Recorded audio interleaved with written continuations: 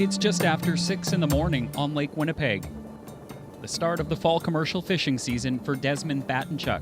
Commercial fishing is a key industry for his remote First Nation in eastern Manitoba, but fishers here have been facing some challenges as of late. Batenchuk lives in Poplar River First Nation, a fly-in community located at the mouth of the Poplar River where it enters Lake Winnipeg.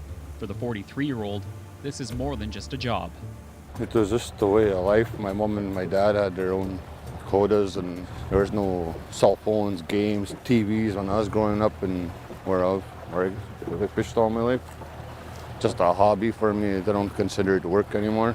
Now, he runs a boat of his own on the north basin of the 11th largest freshwater lake in the world. He makes a living doing what he loves. I'm with my helpers, my crew, Eric Jr., Lance Hudson. One by one, Eric Behrens and Lance Hudson pull up their catch. This kind of fishing is called gill netting. Walleye. We're lifting our nets, checking out how much fish is in them. While Batenchuk doesn't consider it work, he does make his living fishing, and he's not alone.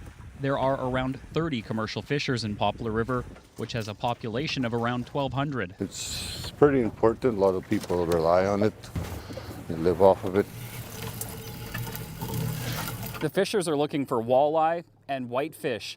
They catch them on the lake, take them back by boat to the fishing station in Poplar River First Nation. They're then taken by barge to Matheson Island. The fish is bought by the Winnipeg-based Freshwater Fish Marketing Corporation and sold around the world. Each fisher has a quota for what they're allowed to catch. Other species like catfish and sunfish are also caught. 80-year-old Tom Bittern is operations manager for the band-owned fishing station and knows the tradition well. He's worked on fishing stations all over Lake Winnipeg since he was 16. That's a good livelihood what they're doing. About 10 people are employed at the fishing station. It's where the fish are dressed, weighed, and packed with ice for shipment on the MV Poplar River. It's a place that's been near and dear to Bittern's heart, but it was his final season before retiring. It'll be kind of hard on me with all them years I've been here. I've been on the station for a long, long time. He's seen many good years and many challenging ones, including this fall season, which has been difficult for fishers from Poplar River. Batenchuk says the past few years haven't been that great. We started losing most of our whitefish here a couple of years ago, and it's just been going downhill. I don't know, I've seen it like this before a long time ago, and lost all the whitefish back in the day, and they came back thick. Although it's been a slow fall near Poplar River, other parts of the lake are reporting good fishing. The fishing station here shut down early because crews haven't been returning with enough fish. Station business manager Dave Mackay is concerned about the impact. You're not making money. The fishing station isn't making revenue. The fishers are not getting return. They're not seeing a paycheck. It's a detrimental economic sort of chain effect to everybody. Manitoba's fisheries branch teamed up with Batenchuk in early September to do a fish stock assessment here on Lake Winnipeg near Poplar River. The province says that information will be analyzed by provincial biologists with an aim to better understand fish populations in this area.